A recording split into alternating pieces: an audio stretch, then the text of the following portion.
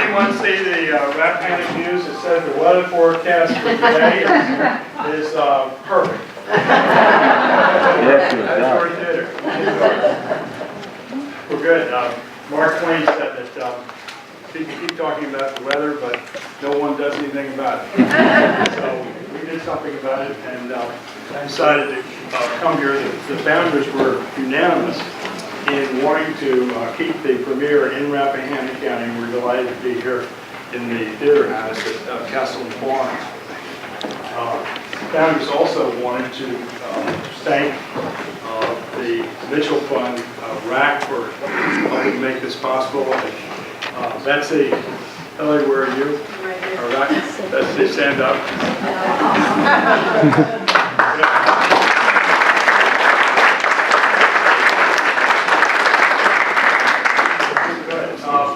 Last but not least, Rick Davis, where are you? Rick, we're so fortunate to have Rick Davis, who's the head of performing arts at George Mason. Rick went to Yale Drama School, and at Yale they make you read all the Greek plays about because the Greeks invented theater. And as Rick explains it, the first 100 years they didn't have professional actors because they invented it. So there's 5 generations of citizen actors, and that's what really excites Rick. So it's a perfect marriage, and Rick loves citizen theater as much as I love outdoor theater.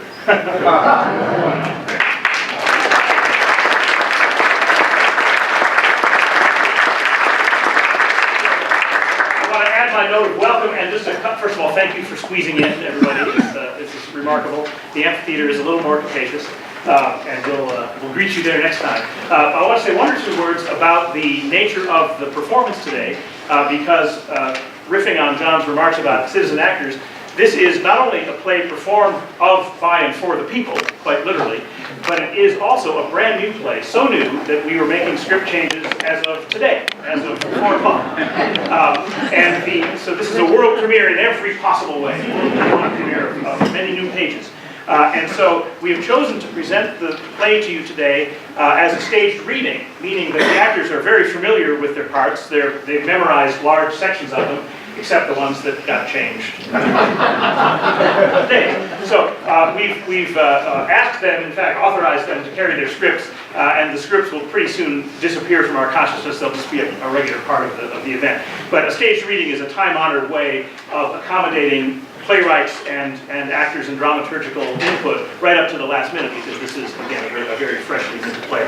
I'm so honored and pleased and thrilled to be part of this project for the 4th year in a row. We have brought 4 plays into the world in I think, convincing fashion, and we've made a larger point, to echo John's final thought. We have restored theater to its original purpose as being the single most vibrant vehicle that civilization has yet invented for the collective consideration of our own consciousness. And I think what you're going to see tonight is a very focused consideration, but very collective. It really invites us all to participate in the thinking about where we are as a nation, and using the theater to ask that question is one of the rare privileges of my career. So I'm very, very happy to be here, and thank you all for coming. And now we bring you the world premiere of Page 22 and others of The Republic for Which We Stand by John Henry.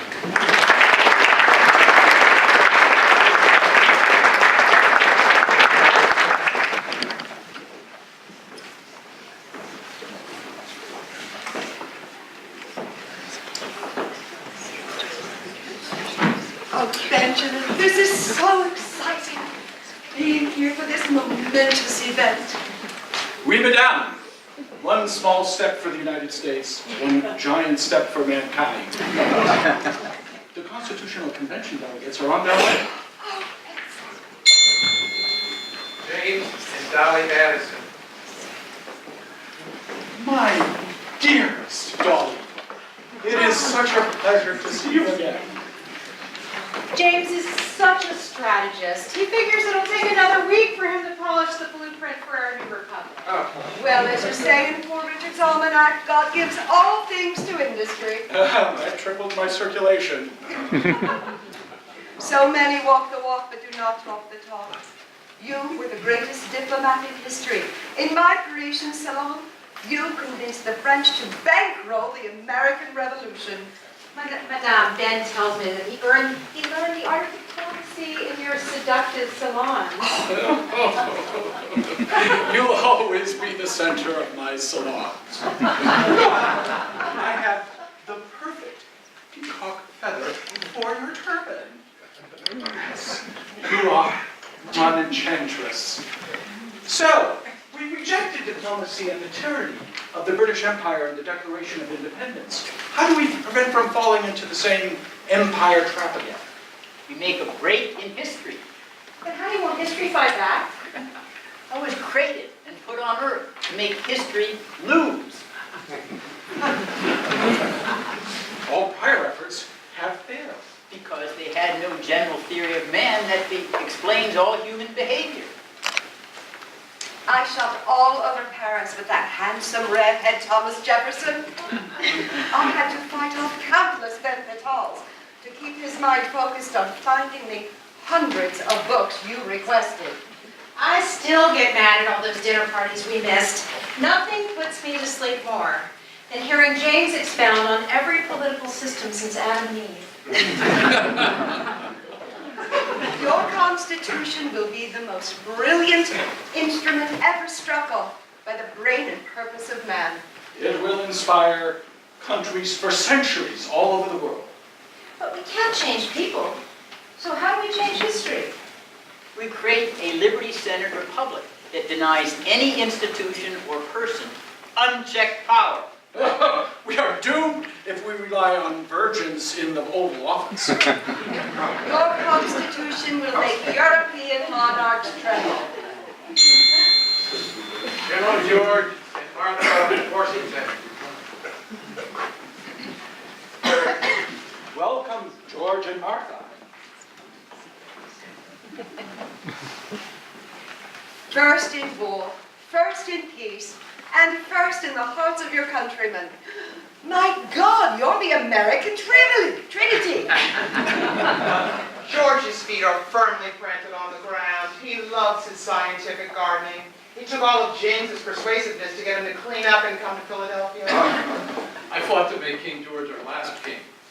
You were the commander-in-chief of the Continental Army for 8 years. An American crown was yours for the taking. Isn't it incredible the way Alexander was begging you to be king? His hunger for monarchy alarms me. I'd hire him to ghostwrite my memoirs, but he lacks the judgment to draft our Constitution. When you rebuked Hamilton, King George III called you the greatest man in the world. I rejoiced in George's rebuke. I have no desire to be the jeweled queen like that Marie Antoinette. You're clairvoyant. Marie Antoinette has a guillotine in her future. She'll be on the cutting edge of history. In a republic, everyone's a king or queen, and no one wears a crown. Speaking of the devil, Alexander Hamilton. is that the King's Order of the Garter you are wearing? Yeah, but in America, it's only good for holding up your socks. Yes, but in London, it sits above the upper crust. I am featured in the London Times even more than the Earl Marshal.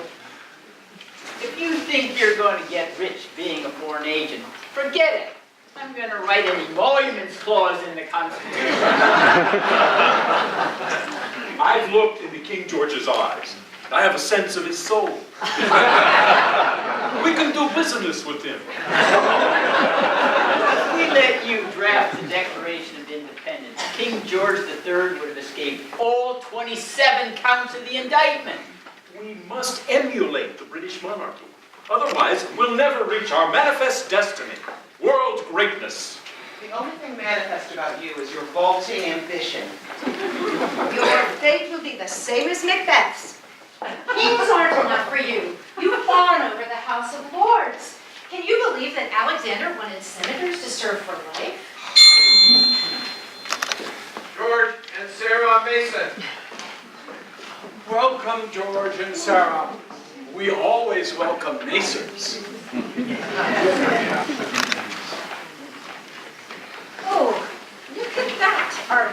Napoleon, Catiline. Isn't that the man who conspired to destroy the Roman Republic and the dictators? Yes, and now he's conspiring to destroy our republic with monarchy. You took the words right out of my mouth. Do you know what King George wrote in his diary on July 4th, 1776? Nothing of any importance happened today. Hamilton's elected monarchs will be worse than the hereditary ones. Absolute power corrupts absolutely.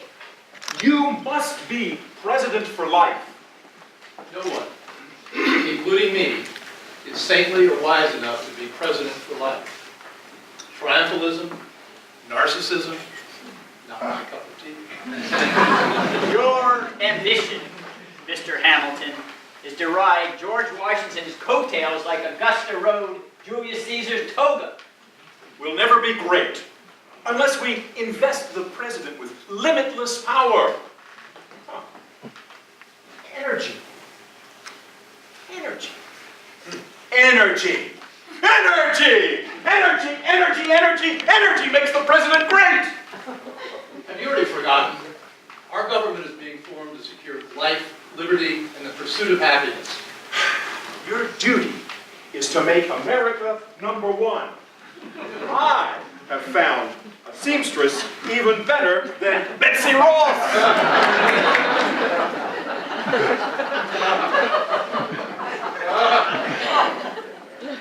The Liberty Bell. The Liberty Bell symbolizes our American Revolution. The crack of the bell symbolizes the defects in men and women. Our Constitution must counteract these defects and wrest presidential power. Otherwise, we'll become an empire that celebrates war rather than a republic that celebrates peace. Our Liberty Bell, crack and all, will thunder like a hammer on an anvil across all of the globe. It will shake the foundations of every monarchy by teaching resistance to tyranny is obedience to God.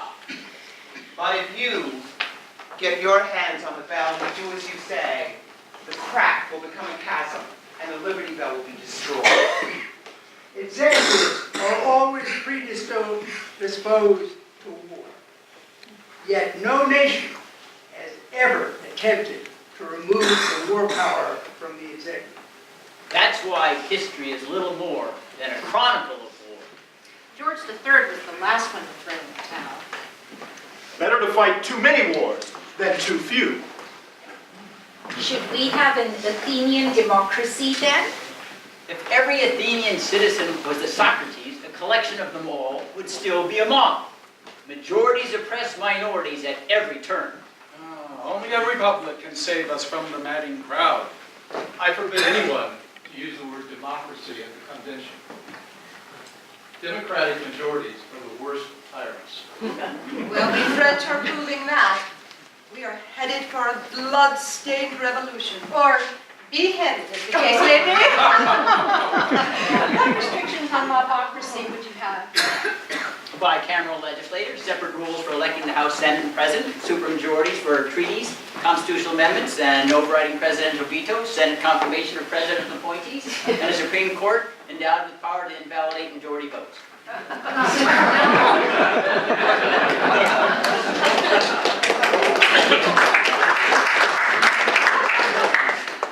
Now I understand why there are so many simple answers for complex questions, and they're all wrong.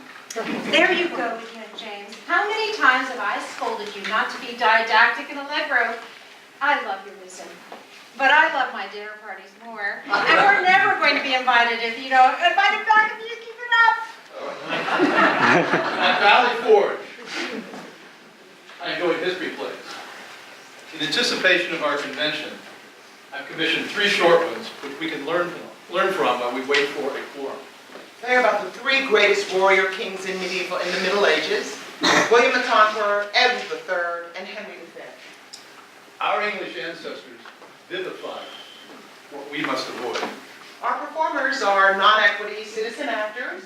They make up with enthusiasm what they may lack in talent and experience. Since a child, I've dreamed of being William the Conqueror. Ha! This is my chance to get on Broadway!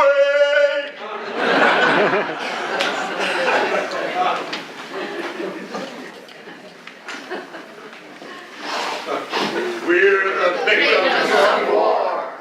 War turned us into orphans. War turned us into widows. War caused us to bury our sons before our sons could bury us. We're the uncollateral damage of war. William the Conqueror is our first king. Matilda is his wife. In 1066, they launched the Norman conquest of England. King William and Queen Matilda create the English warfare state. It will expand over the centuries into the world's largest empire. We have a unique actress, the Virgin Mary. Please pay attention to what she says.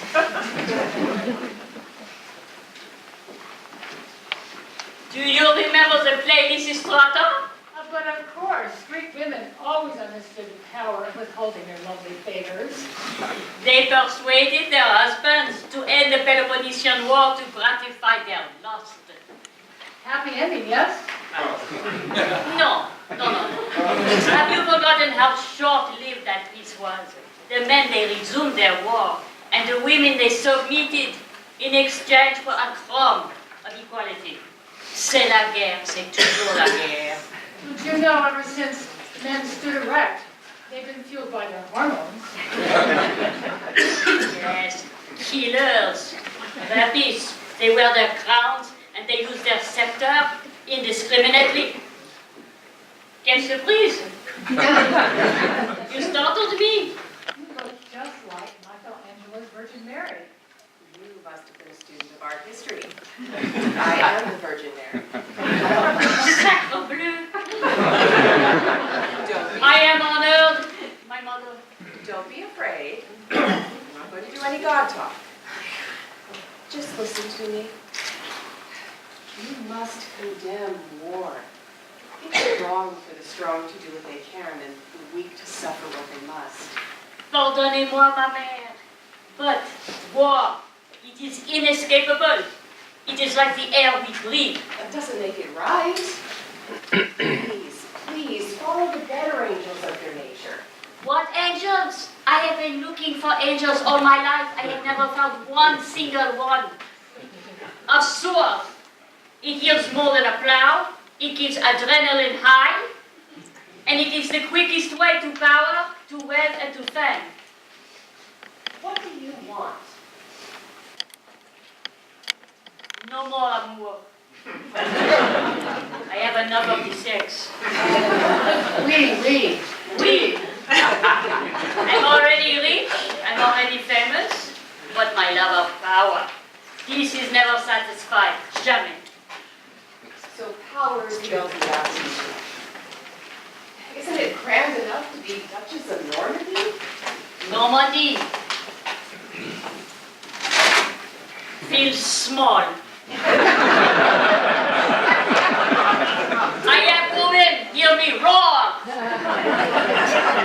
I am woman, hear me roar, in numbers too big to ignore, and I know too much to go back and pretend.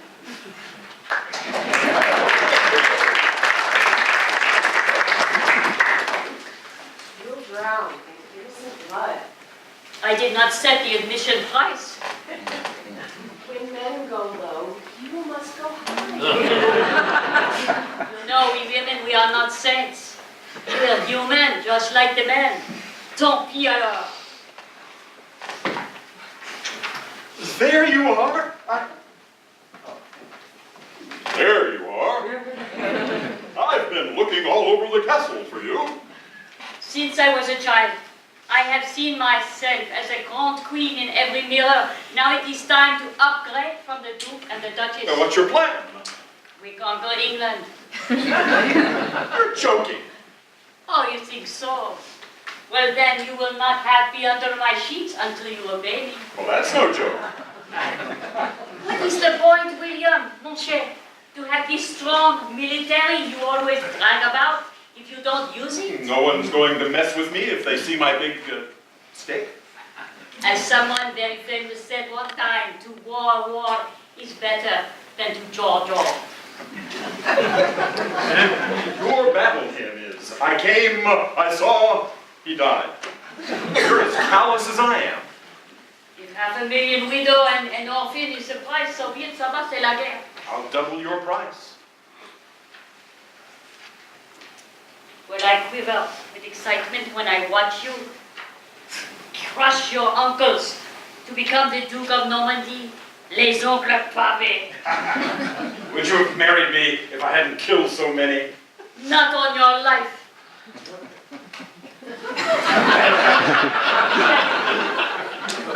More revenge is my bastardy. You should be nothing less than a king. You know your stick is too big to remain just a little duke. And you're too big a woman to be anything less than a queen. You're my nasty woman. You're my nasty man. My bad hombre. We need a pretext for war. I mean, humanitarian intervention, that works every time. We'll say we had to destroy the village to save it. Mais oui, our huge horse, he will trample the Anglo-Saxon foot soldier. Encore, les hommes pavés. We'll dot England with castles, and we'll make the English speak French. Quelle horreur. Bien sûr, mon chéri, I will fund a fleet for you to cross the channel. But our barons owe us a mere 40 days of military service. I know they complain about serving and being served over there in England, the weather, the food, quelle horreur. Les muffins anglais. Caesar had the answer. Land. We'll give them half the conquered land. Yes, okay. The promised land. 2,000 pour nous, 2,000 pour eux. C'est bien. Remember, the Romans left England. The Normans will never leave the promised land.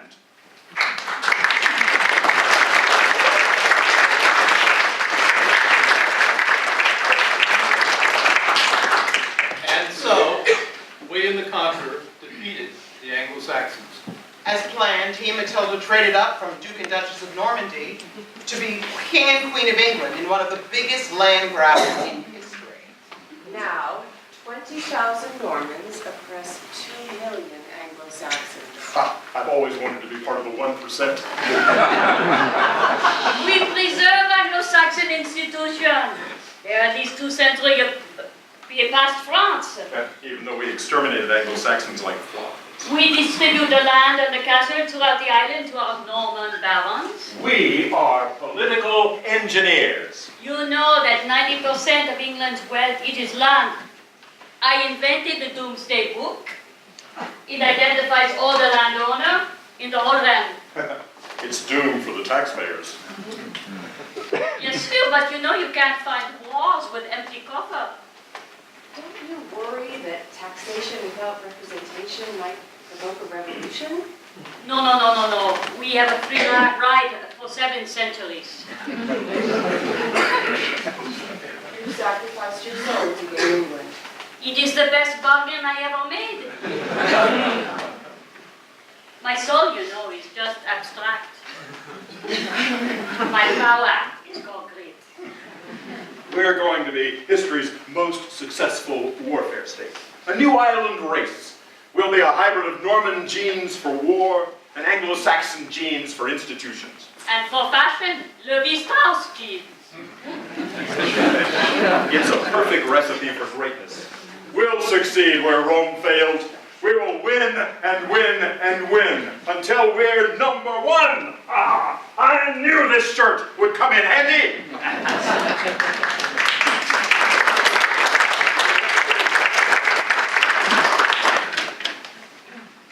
War. Good God. What is it good for? Absolutely nothing. War. Good God! What is it good for? Absolutely nothing! War! Good God! What is it good for?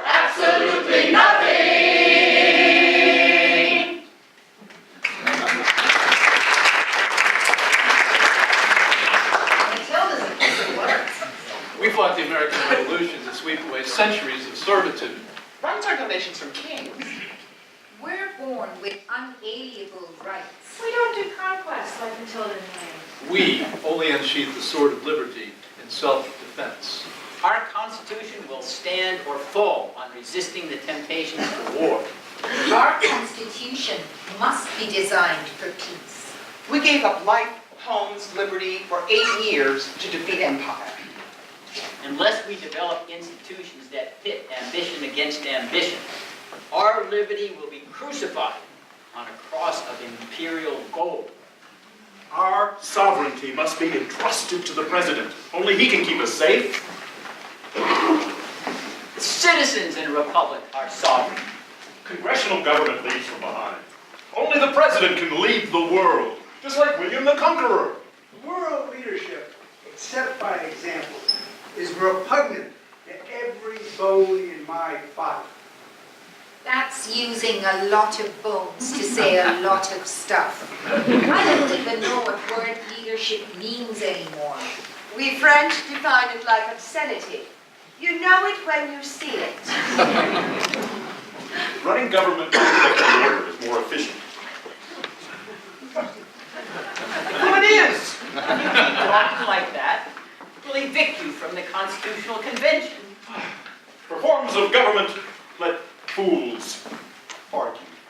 Whatever is best administered is best. You have it backwards. Liberty is more important than making the stagecoaches run on top. Caesar was efficient. Our glory is liberty. Now, let's watch another play. Another history play for entertainment and instruction, Alexander. Our second play uncurtains more than 200 years after William the Conqueror and Matilda. Queen Isabella, the she-wolf of France, marries the weak English king Edward II. George, we need someone to play Edward. Will you do it? Glad. Their son, Edward III, becomes a disciple of William the Conqueror and Matilda. Their ghosts return to excite and guide his ambition and conquer France, and to become one of the greatest warrior kings in medieval history. With the victims of War. War turned us into orphans. War turned us into widows. War caused us to bury our sons before our sons could bury us. We're the unknown collateral damage of war.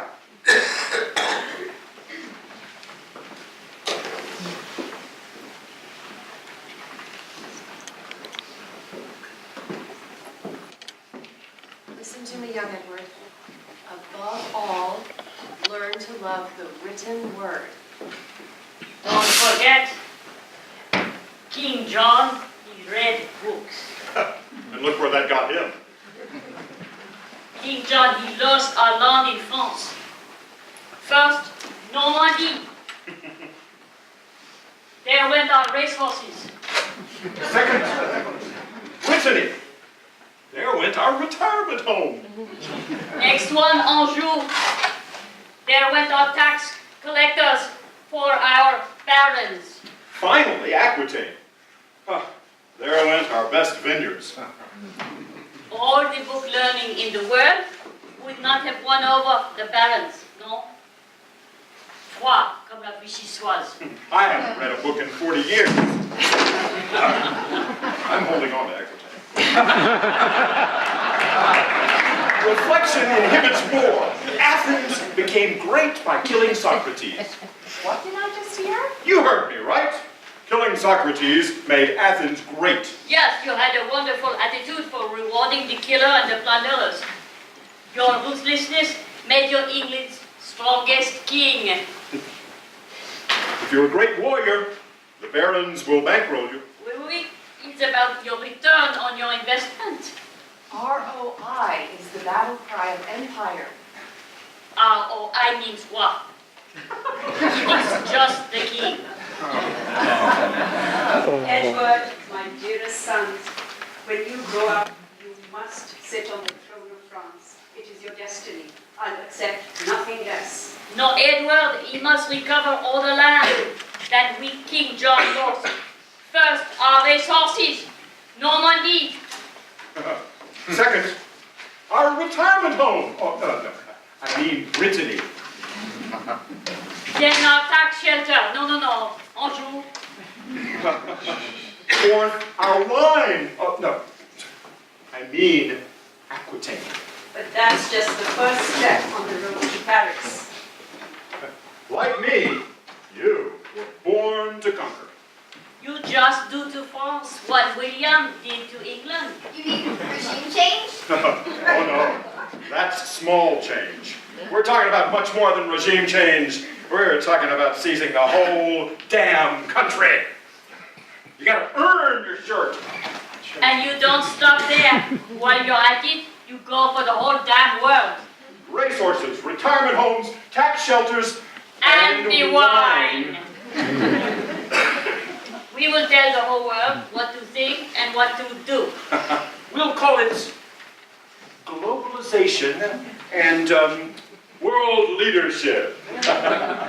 I'd be wearing the French crown if I were a man. My anger boils over. Through me, the blood of King Charlemagne flows in your veins. Why did the French barons pass the you over for France, a they claim, doesn't do standalone queens. Don't worry, Mom. I'm the only one who can fix this. I implore you, don't follow their advice. The graves of the innocent are the foundation of the French throne. And the English throne. And all the thrones. Why should I be held to a higher standard than the other kings? I'll climb to the top by using the souls of my enemies as rungs on a ladder. Listen to me. Conquest defeats itself. Justice lives for the ages. But conquest is what strong kings do. Think for yourself. Peace is the hallmark of the strong. Nothing's worse than weak kings. Dad's a loser!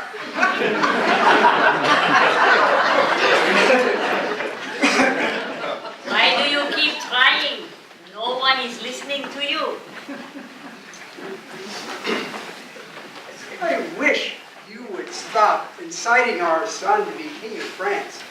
Ruling England's unruly barons is hard enough. Act like a king. Respect your queen. I know that my love for Piers Gaveston is wrong, but I'm just a king who can't say no. I'm in a terrible fix. I say, come on, let's go, when I should say nix. You're forgetting our marriage is a business deal between two royal families. Like the merger between the British East India Company and Lloyd's of London. But Edward went overboard, pilfering estates for Gaveston, but not for me. You're just jealous. Gaveston's insulting every baron. I'll suggest you consider stopping. Bad tidings, my king. What happened? Please don't shoot the messenger. Gaveston's dead. Your barons killed him. I'll have their head. Gaveston was the love of my life.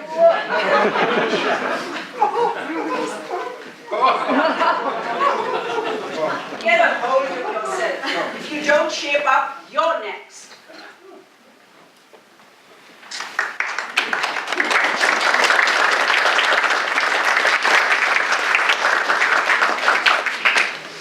That's it? What happens next? Edward II courts another baron. History repeats itself. He estranges Isabella, who returns to Paris and falls in love with Roger Mortimer, an exiled English noble. Let's peek in on the Middle Ages' greatest love affair. Yeah, a little help here, Mark.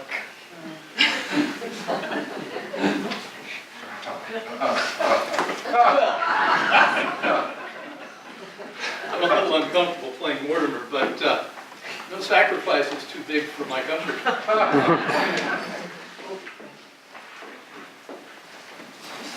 Dearest Mortimer, what's that scar on your lip?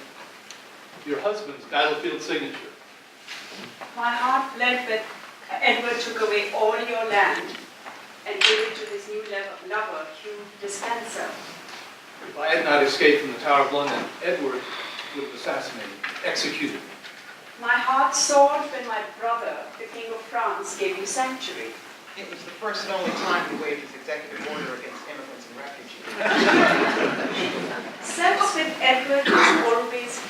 introduction.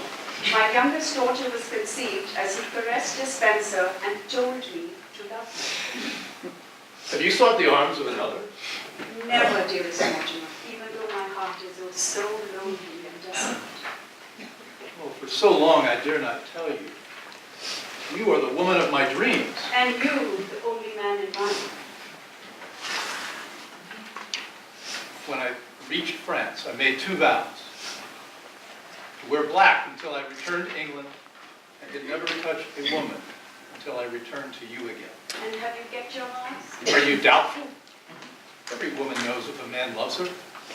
I know you love me, but we've plighted our troths to others. Those were the wishes of our families. They were not the wishes of our hearts. Can I ask everything of you?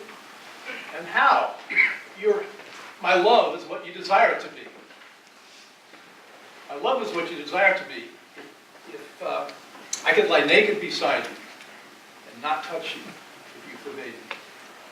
Let's take a blood vow with our hearts.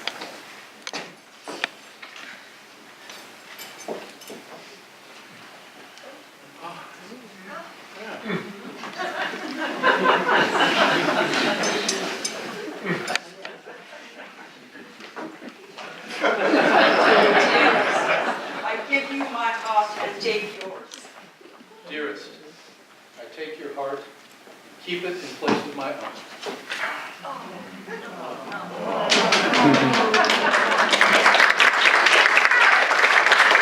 And Mortimer claimed the violent overthrow of the King of England and the coronation of her son as King Edward III.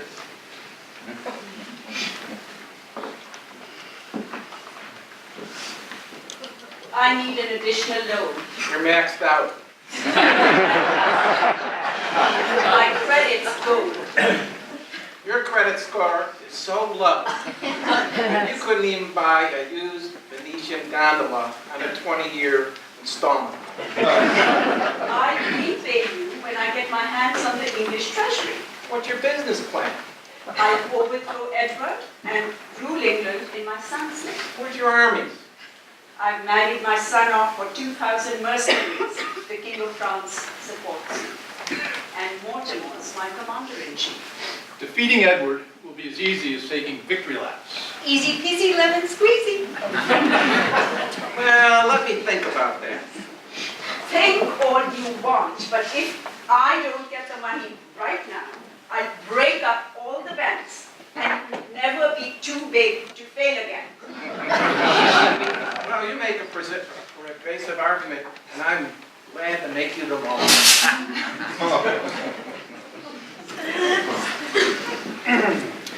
Follow our 1066 playbook. And you will never be a loser. Send your ships away after landing. No retreat.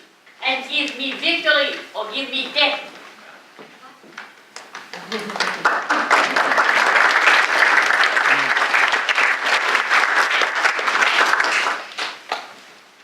Things unfolded as planned. Queen Isabella and Mortimer did regime change on her husband, Edward II. Uneasy is the head that wears the crown.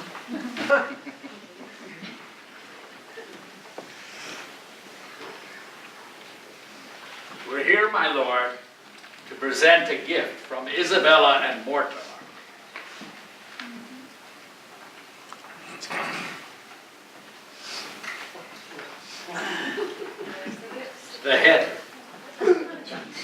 The head of Mortimer.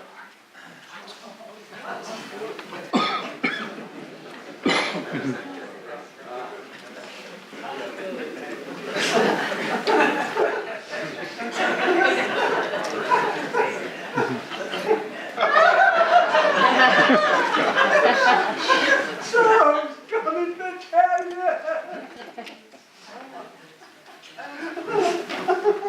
They wanted to give you an opportunity to kiss your lover before you depart this world.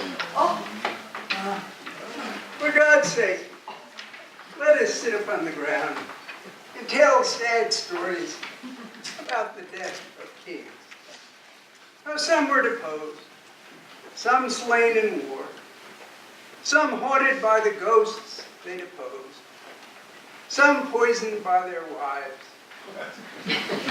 Some sleeping killed, all murdered. For within the hollow crown that rounds the mortal temples of a king keeps death his court. And there the antic sits, scoffing his state and grinning at his pomp, allowing him a breath, a little scene, to monarchize, be feared, and killed with force, infusing him with self and vain conceit, as if this flesh which bounds our lives were brass and pregnant. And human lust comes at the last, and with a little pin sticks through his castle wall and farewell. King.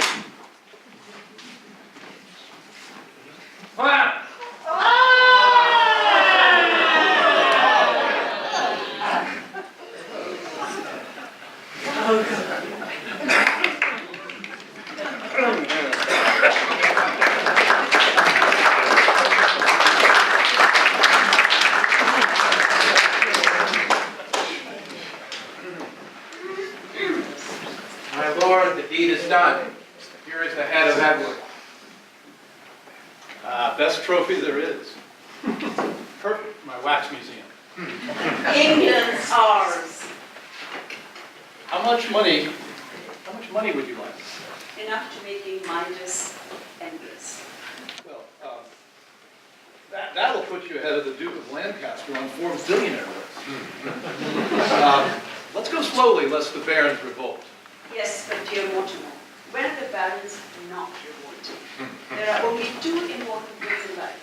The first is money, and I forgot what the second is.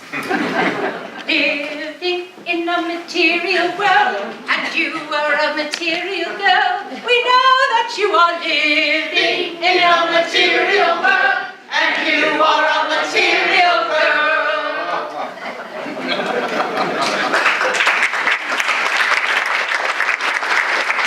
Young King Edward III does regime change by killing Mortimer. Mortimer! For God and Parliament, I charge you with the murder of my father. I gave you your crown. Father abdicated to me, not you. Your opponent used him as a stalking horse. His death saved your crown. I charge you with making this shameful and treasonous peace treaty with Scotland. The Scots backed our invasion. I'm the hammer of the Scots. Yes, and you think the rest of us are your nails. Members of Parliament, declare him guilty. Guilty! Guilty! Guilty! Off with his head! Off with his head!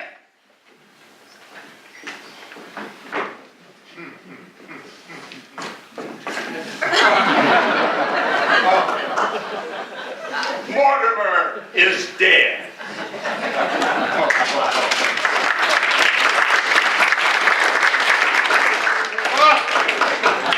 Last night I had a nightmare about Robespierre. He brought a reign of terror like that to France. William the Conqueror and Matilda coach Edward on diplomacy with Parliament. Parliament, you know, it was created to fight all the war. And no one can escape taxes.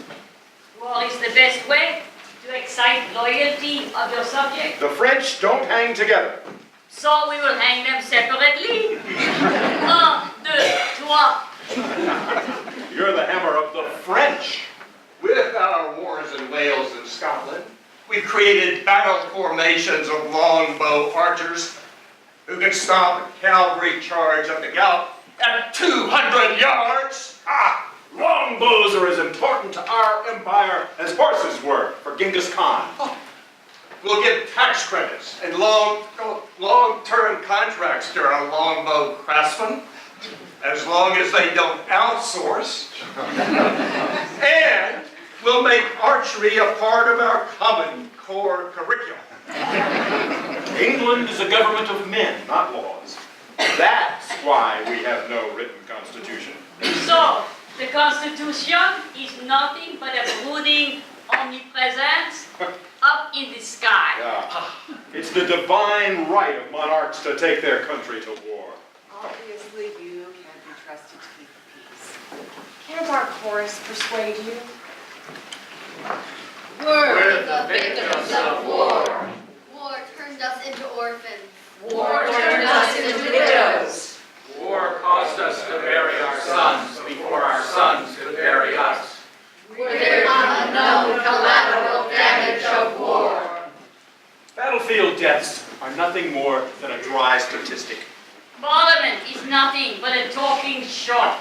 Chat, chat, chat. Talking shops don't go abroad in search of monsters to destroy. Thank God Parliament doesn't have the war power. If that ever happened, we might as well be Finland. Without a Caesar, the sun will set on the English Empire. That's why Rome opted for dictators rather than their own cautious senate. I feel so strongly about this, I decided to get into the act myself. Oh. King Edward fancied himself a ladies' man. Dear Countess, I'm so glad to see you. Why did you send my husband to France? Diplomacy, Why do I feel like that's not the true reason? because it's not the truth. In my court, to tell the truth is a gap. And that's the truth. And I feel the course of love coming on for you. I feel like you're acting like King David. Is my husband to become Uriah the Hittite? Don't worry, I won't kill the Count. He is one of my closest and dearest friends. The Count can count on that.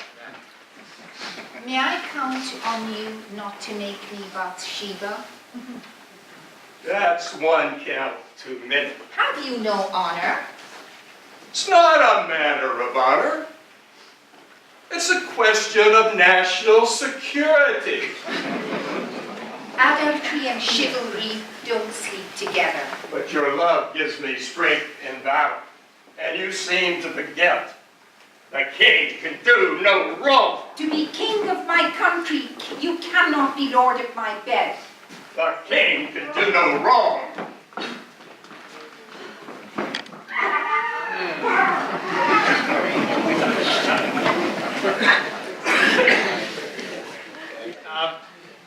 You're no good, you're no good, you're no good. Baby, you're no good. I'm gonna say it again. You're no good, you're no good, you're no good. Baby, you're no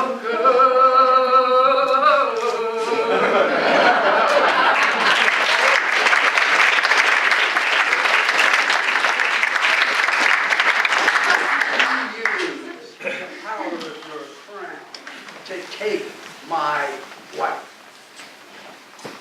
It wasn't my crown I used, old boy. You'll burn in hell for this damnable act.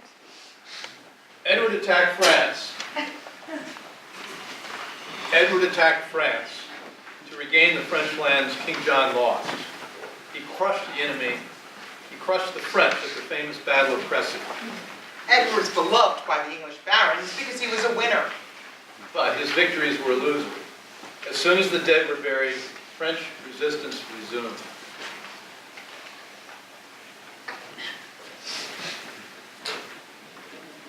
Where's the French king? You see. Good afternoon, my dear cousin Jean. Comment allez-vous? I'm so glad to have you as a guest in my kingdom.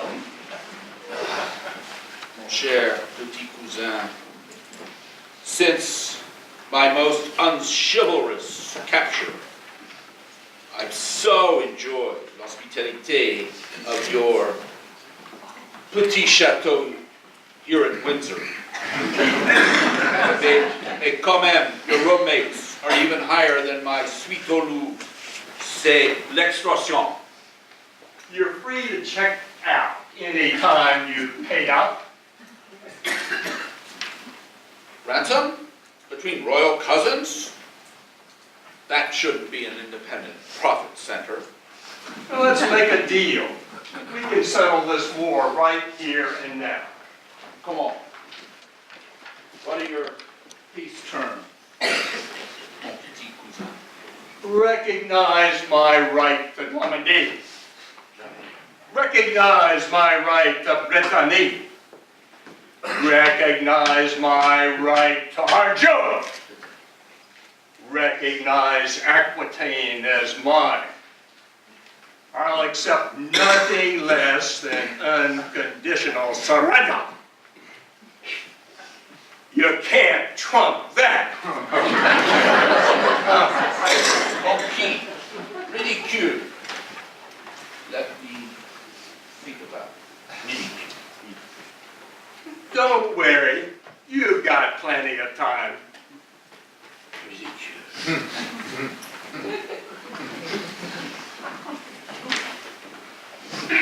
kill hundreds of thousands of soldiers and civilians on an industrial scale. Nothing.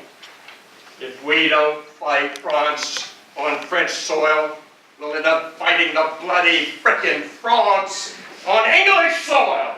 It's the soundtrack of every conqueror. Don't fool me. I don't care. You don't finance my wars. Parliament does. And I've got Parliament in my pocket. You create your own enemies. Hornets won't sting you if you don't disturb their nest. I can't even accept the 1% chance of a rogue hornet. Even if eliminating that tiny risk means going to the dark side, I will kill them all. I dwell in the dark side.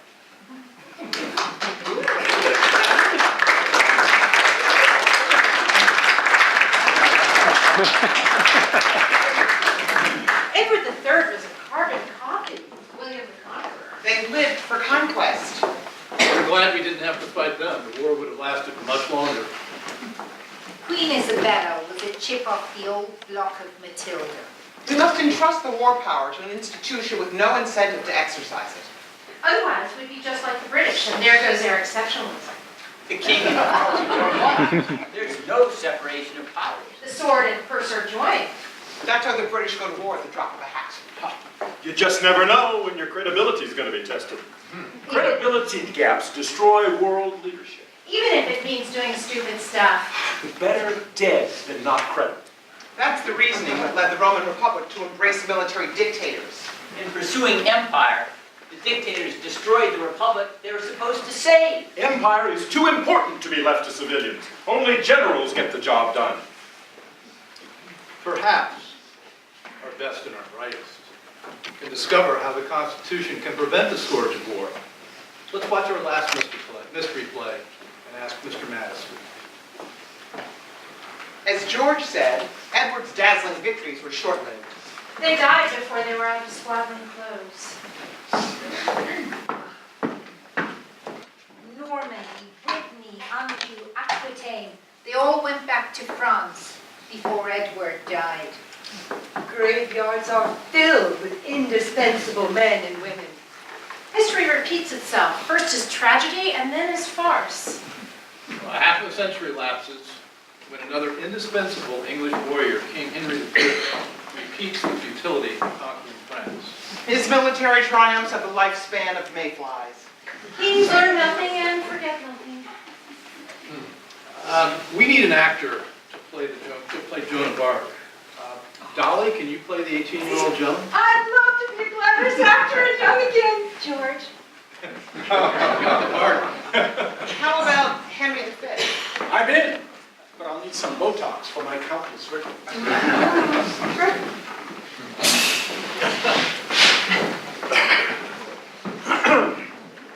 King Everett, you need to deliver this ultimatum to the King of France.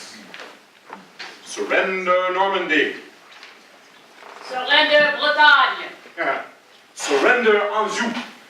Surrender Aquitaine. Everything Edward III recaptured. Isn't this deja vu all over again? Worse than a crime is a blunder. When the king refuses, I'll have my war. Carry my son's big stick. Oh, excuse me, I meant to say scepter. Awaken the sword of conquest from its slumber.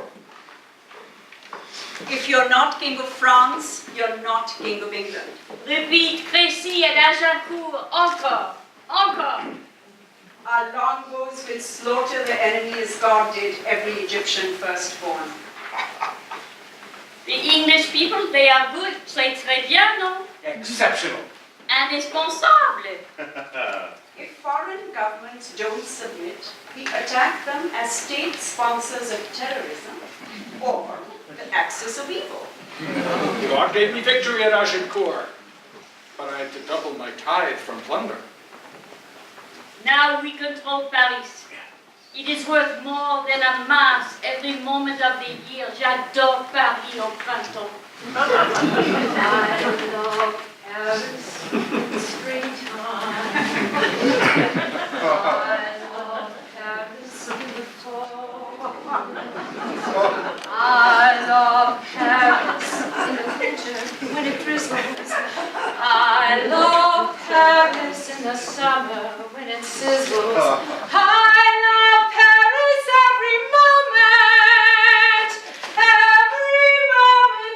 of the year. I love Paris. Why, oh why do I love Paris? Because my love is near.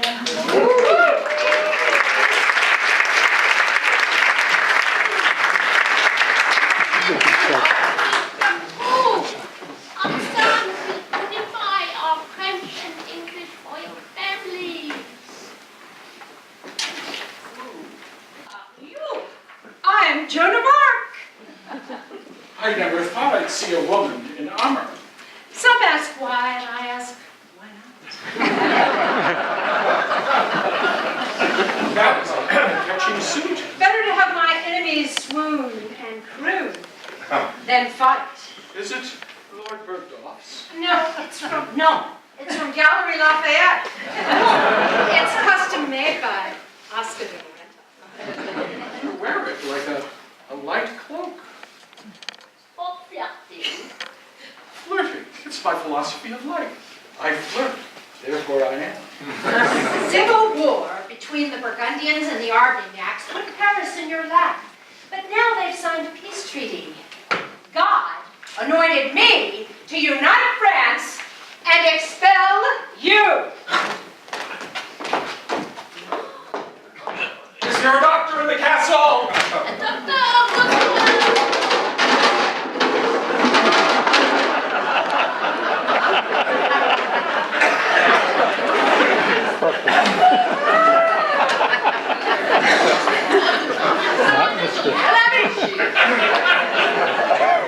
Only until the clock strikes the next hour. Get me a priest! Get me a priest! In the name of the Father, and the Son, and the Holy Spirit. Are my odds better with 3 than 1? You don't have enough time to confess all your sins, so just pick the top 100. I don't know. God is confused. He's very erratic. Even God doesn't know, but for the moment, he's on Henry's side. No, God is on my side. How do you know? Because I now have the biggest stick. God has his surprises. The ultimate goal, yeah. My mistake was in trusting his campaign promises. England goes down in the War of the Roses. England should have known life's not a bed of roses. Your son won't become king of France. Your tortures are worse than the rack and screw. The sins of the father are visited upon the son. He'll inherit the insanity of your French royal family. Catholic stall. The English will be driven from France. Now it's our turn to hang together and for them to hang separately. Listen to me, Joan. The only moral justification for killing. Self-defense. The English stole French territory. I fight a defensive war. What's your moral authority for drawing France's borders? You're- Change with the weather. You're not God's only messenger. I hear his voices too. Useful horoscopes and necromancy too? God promised us the land between the Mediterranean, the Atlantic, and the Pyrenees. In fee, simple, absolute. All he asked is for us to eat duck. Are you certain God had the title? We trust in God, but we keep our founders high. Forego any territorial ambitions beyond France's existing borders. No, that's our promised land. It's our horses, it's our wine, it's our tax shelters, it's our retirement homes. It's what will make us great again. It's our turn to wear the #1 shirt. I don't see the future that way. That's because you don't hear voices like me. I'd gladly wield God's terrible Swiss sword. You are on a fool's errand. The king and the queens of England, they draw the whole world forward. You're kidding yourself. Every border drawn by the sword is as fleeting as a politician's tear.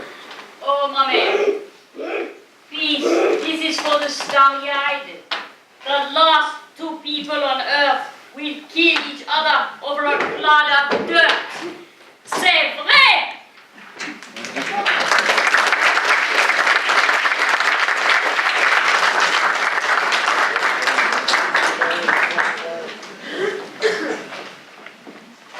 Like the labors of Sisyphus, France was won and won again and lost again. Normandy in, Normandy out. Brittany in, Brittany out. Anjou in, Anjou out. Aquitaine in, Aquitaine out. Edward III and Henry V confused winning battles with winning wars. Never so many have fought so long for so little.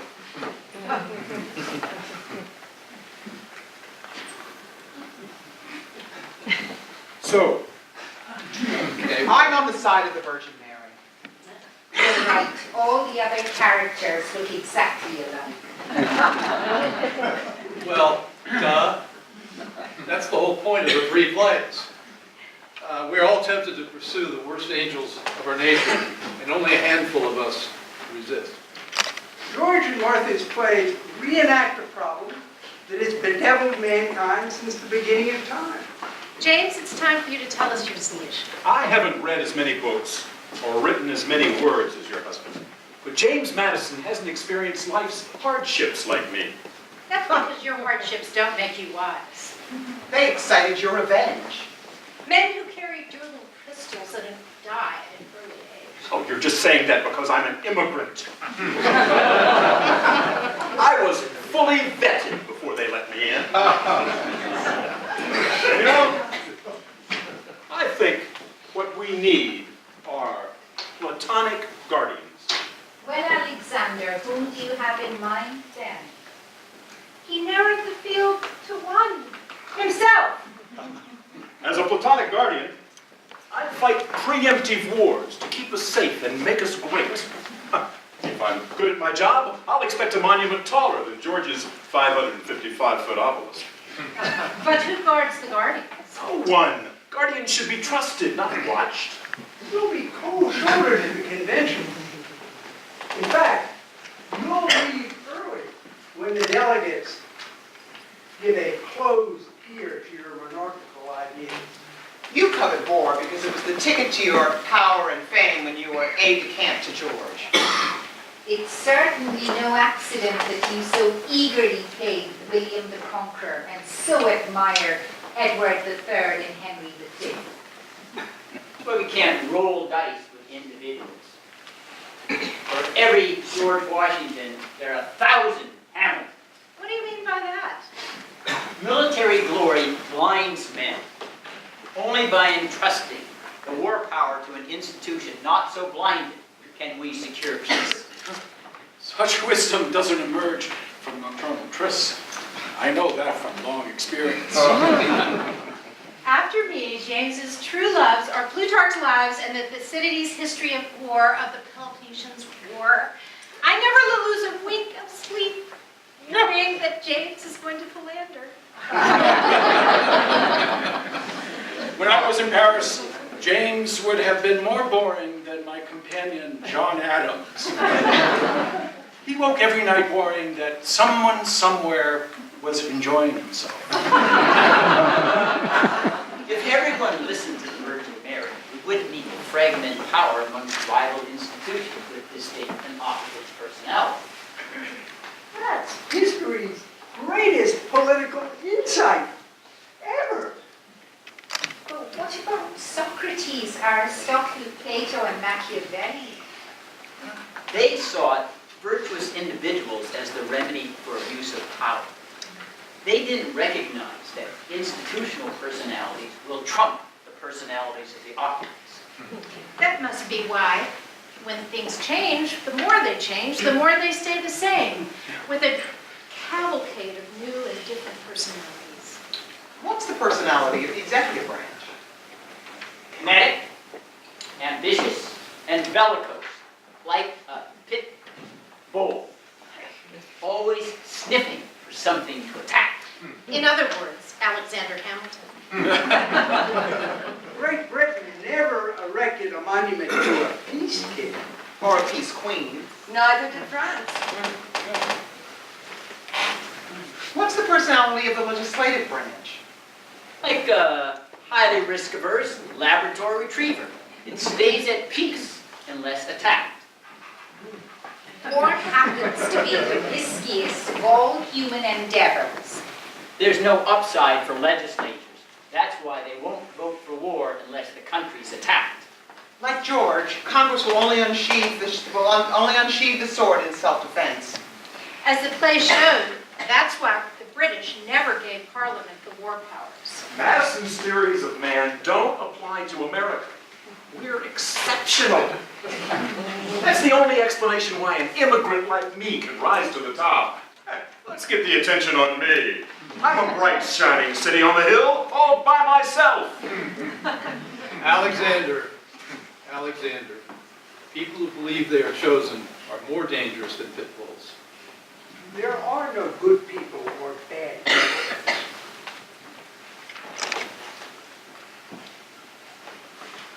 Well, they're nasty men. There are nasty men like William the Conqueror and nasty women like Matilda. And there are bad hombres and malas chicas. We'll never be great until we crown the president with more power than any person in human history. You should have spent more time reading books. The executive branch personality destroys all great things, and the greatest of these is peace. Our salvation is with Congress, the Labrador, not the pit bull. It must be given exclusive responsibility for war. War is the very definition of greatness. Only the president can monopolize honors, emoluments, patronage. War is the greatest oppression. Is abandoning peace for war the most important decision a nation makes? Yes. Listen carefully to our choruses again. We are the victims of war. War turned us into orphans. War turned us into widows. War caused us to bury our sons before our sons could bury us. We're the unknown collateral damage of war. Come on! You've got to be kidding! We can't be world leaders without fighting wars! Turning swords into plowshares is not an option. You have got to man up. No, you got a man down. Put that pistol away.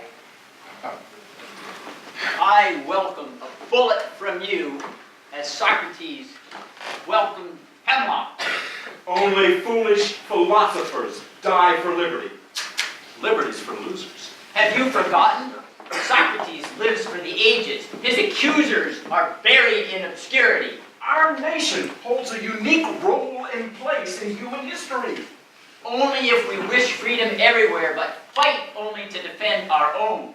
Madison, our policy has to be force. Otherwise, we'll never be a novel, new, world-class nation. You've turned history on its head. Have you slept through the 3 plagues? Force is the signature of every empire. Have you forgotten the words you uttered as William the Conqueror? Narcissism blinds you. How could we have answers for the world if we don't have answers for ourselves? I see in you with alarm the same thing I saw in William the Conqueror, Edward, and Henry V. They're my heroes. I live to be like them. Men of action never duel with words. Great questions are settled with iron blood. Power comes from the barrel of a gun. Some arguments can only be settled in a field of honor. Alexander, do as Martha says. Put the pistol away. And disarm yourself of these destructive ideas. Otherwise, you'll be ridiculed as the poster boy for American royalism and bellicosity. I did not fight the War of Independence to create an empire. We do not dwell in the gutters and sewers of empire like the kings and queens in the plays. A man is never so innocently occupied as when he is making money. Peace will make us rich beyond our wildest dreams. A century from now, our economy will have raced past the economies of all empires. That will be truly exceptional. Congress will be the strongest legislature in the world. Presidents will take a back seat to congressional government, which will be the envy of all who cherish liberty. That will be truly exceptional. After that, I win and you lose. America will replace Britain as world leader. Our political parties will ignore the Constitution and embrace my elected monarchy. Congress will rubber stamp endless political wars. I'll be celebrated with Broadway musicals. And you'll be forgotten. Your chosen people mentality blinds you to the death, destruction, and cruelty of war. If you get your way, our republic will crumble like the Roman Colosseum. And you, sir, will bear responsibility for having destroyed the last best hope on earth. You, sir, shall be responsible you will be to the American Constitution what Benedict Arnold was to the American Revolution. This land is mine, this land is mine.